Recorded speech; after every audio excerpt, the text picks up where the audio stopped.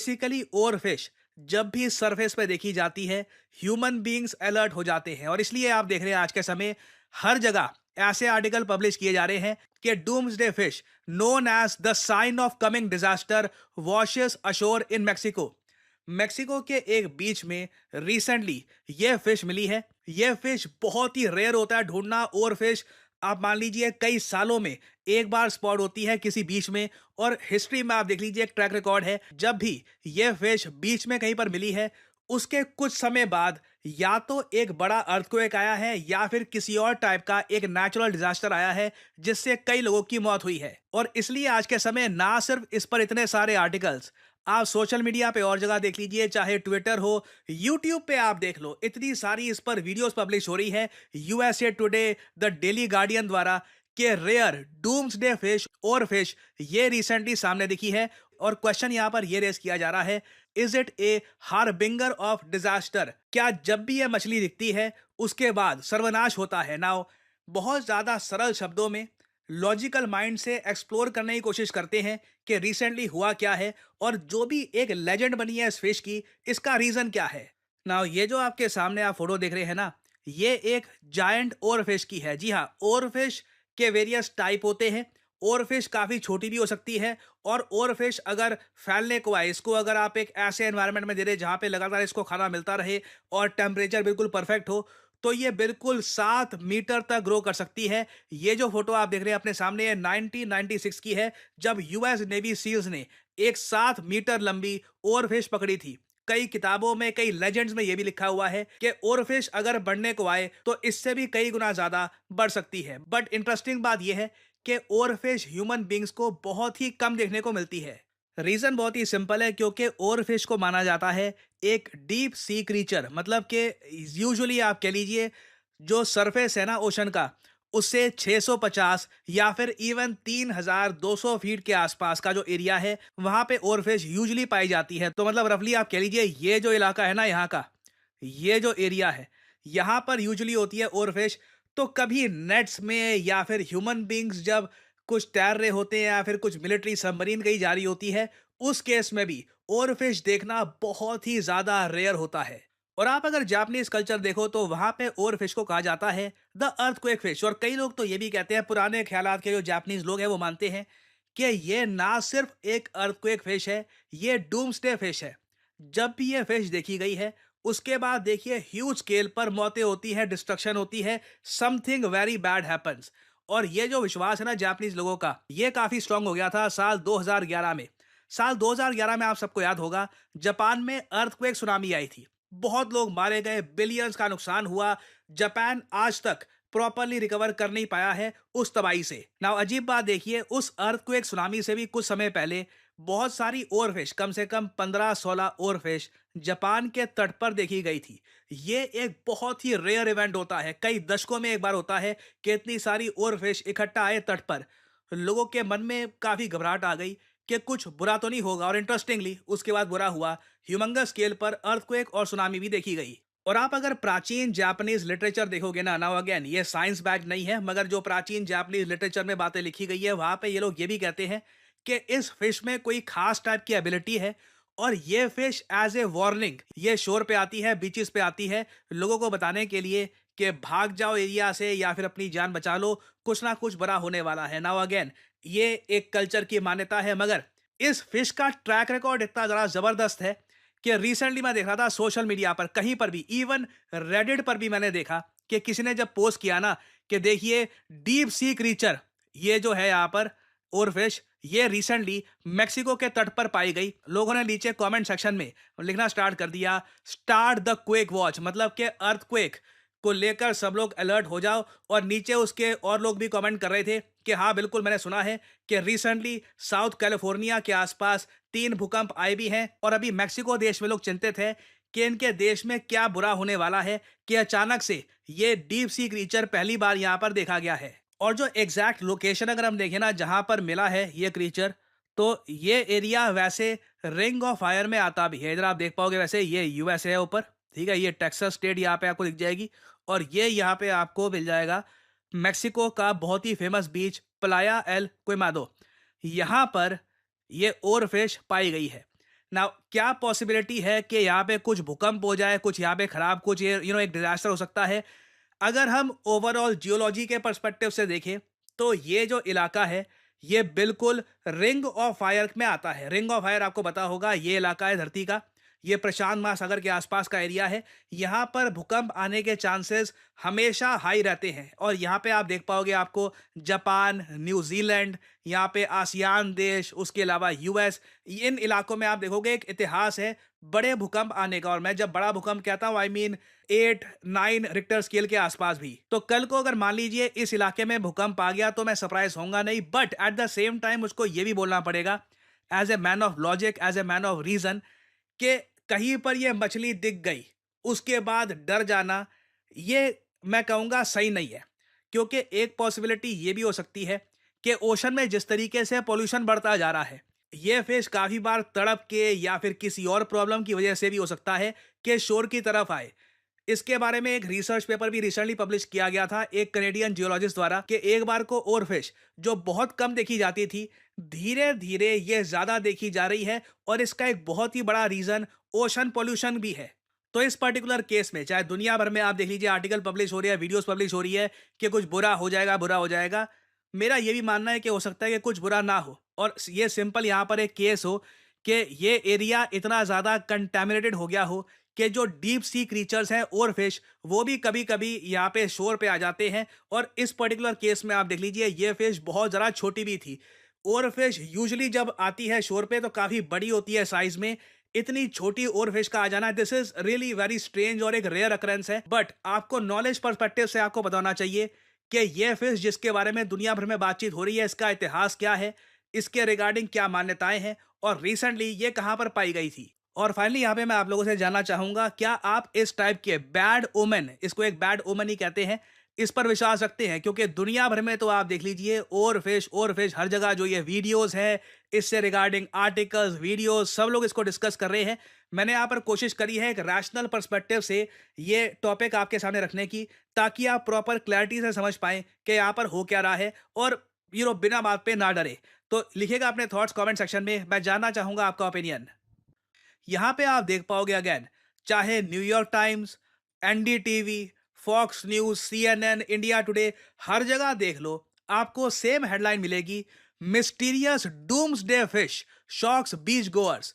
लंबे समय बाद एक ऐसी मछली जिसको माना जाता है डूम्सडे फिश, क्योंकि जब भी ये मछली कहीं पर देखी गई है उसके बाद तबाही आई है, डिस्ट्रक्शन आई है, या तो अर्थक्वेक या फिर किसी और टाइप की डिस्ट्रक्शन।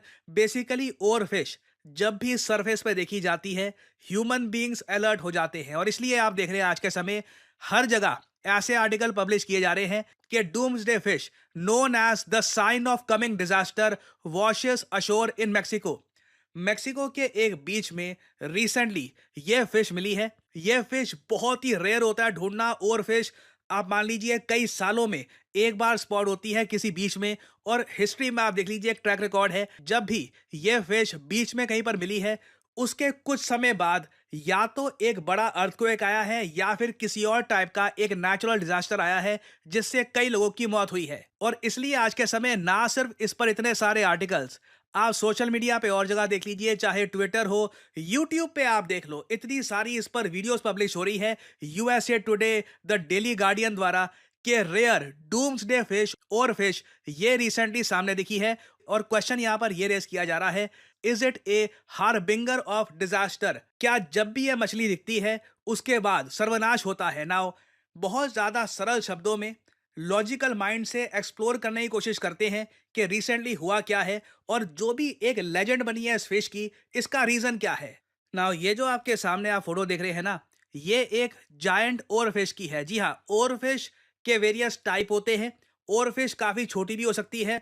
और फिश अगर फैलने को आए, इसको अगर आप एक ऐसे एनवायरनमेंट में दे रहे जहाँ पे लगातार इसको खाना मिलता रहे और टेम्परेचर बिल्कुल परफेक्ट हो, तो ये बिल्कुल 7 मीटर तक ग्रो कर सकती है। ये जो फोटो आप देख रहे हैं अपने सामने, ये 1996 की है, जब यूएस नेवी सील्स ने एक 7 मीटर लंबी और फिश पकड़ी थी। कई किताबों में, कई लेजेंड्स में यह भी लिखा हुआ है कि ओरफिश अगर बढ़ने को आए तो इससे भी कई गुना ज्यादा बढ़ सकती है। बट इंटरेस्टिंग बात यह है कि ओरफिश ह्यूमन बींग्स को बहुत ही कम देखने को मिलती है।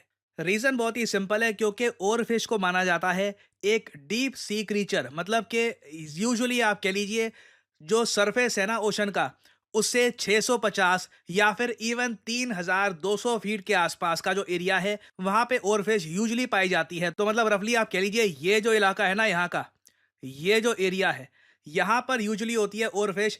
तो कभी नेट्स में या फिर ह्यूमन बींग्स जब कुछ तैर रहे होते हैं या फिर कुछ मिलिट्री सबमरीन कहीं जा रही होती है, उस केस में भी ओरफिश देखना बहुत ही ज्यादा रेयर होता है। और आप अगर जापानीज कल्चर देखो तो वहां पे ओरफिश को कहा जाता है द अर्थक्वेक फिश। और कई लोग तो ये भी कहते हैं, पुराने ख्यालात के जो जापानीज लोग हैं वो मानते हैं कि ये ना सिर्फ एक अर्थक्वेक फिश है, ये डूम्सडे फिश है। जब भी ये फिश देखी गई है उसके बाद देखिए ह्यूज स्केल पर मौतें होती है, डिस्ट्रक्शन होती है, समथिंग वेरी बैड हैपेंस। और ये जो विश्वास है ना जापानीज लोगों का, ये काफी स्ट्रांग हो गया था साल 2011 में। साल 2011 में आप सबको याद होगा जापान में अर्थक्वेक सुनामी आई थी, बहुत लोग मारे गए, बिलियंस का नुकसान हुआ। जापान आज तक प्रॉपरली रिकवर कर नहीं पाया है उस तबाही से। नाउ अजीब बात देखिए, उस अर्थक्वेक सुनामी से भी कुछ समय पहले बहुत सारी और फिश, कम से कम 15-16 और फिश जापान के तट पर देखी गई थी। ये एक बहुत ही रेयर इवेंट होता है, कई दशकों में एक बार होता है कि इतनी सारी और फिश इकट्ठा आए तट पर। लोगों के मन में काफी घबराहट आ गई कि कुछ बुरा तो नहीं होगा। और इंटरेस्टिंगली उसके बाद बुरा हुआ, ह्यूमंगस स्केल पर अर्थक्वेक और सुनामी भी देखी गई। और आप अगर प्राचीन जापानीज लिटरेचर देखोगे ना, नाउ अगेन ये साइंस बैक नहीं है, मगर जो प्राचीन जापानीज लिटरेचर में बातें लिखी गई है वहां पे ये लोग ये भी कहते हैं कि इस फिश में कोई खास टाइप की एबिलिटी है।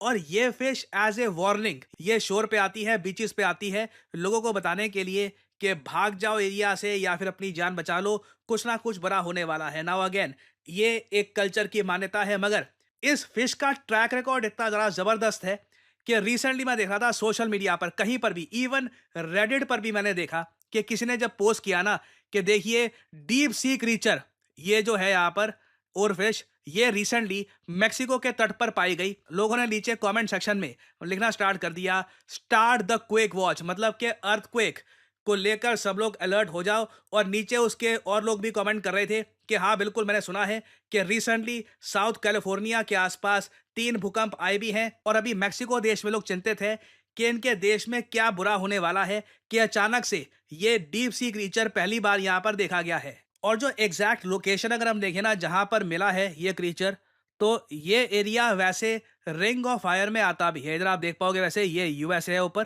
ठीक है, ये टेक्सास स्टेट यहाँ पे आपको दिख जाएगी। और ये यहाँ पे आपको मिल जाएगा मेक्सिको का बहुत ही फेमस बीच प्लाया एल क्विमादो, यहाँ पर ये और फिश पाई गई है। ना क्या पॉसिबिलिटी है कि यहाँ पे कुछ भूकंप हो जाए, कुछ यहाँ पे खराब, कुछ ये एक डिजास्टर हो सकता है। अगर हम ओवरऑल जियोलॉजी के पर्सपेक्टिव से देखें तो ये जो इलाका है ये बिल्कुल रिंग ऑफ फायर में आता है। रिंग ऑफ फायर आपको पता होगा, ये इलाका है धरती का, ये प्रशांत महासागर के आसपास का एरिया है। यहाँ पर भूकंप आने के चांसेस हमेशा हाई रहते हैं। और यहाँ पे आप देख पाओगे, आपको जापान, न्यूजीलैंड, यहाँ पे आसियान देश, उसके अलावा यूएस, इन इलाकों में आप देखोगे एक इतिहास है बड़े भूकंप आने का। और मैं जब बड़ा भूकंप कहता हूँ, आई मीन 8-9 रिक्टर स्केल के आसपास भी। तो कल को अगर मान लीजिए इस इलाके में भूकंप आ गया तो मैं सरप्राइज होऊंगा नहीं, but at the same time उसको ये भी बोलना पड़ेगा as a man of logic, as a man of reason, कि कहीं पर ये मछली दिख गई उसके बाद डर जाना, ये मैं कहूँगा सही नहीं है। क्योंकि एक पॉसिबिलिटी ये भी हो सकती है कि ओशन में जिस तरीके से पोल्यूशन बढ़ता जा रहा है, ये फिश काफ़ी बार तड़प के या फिर किसी और प्रॉब्लम की वजह से भी हो सकता है कि शोर की तरफ आए।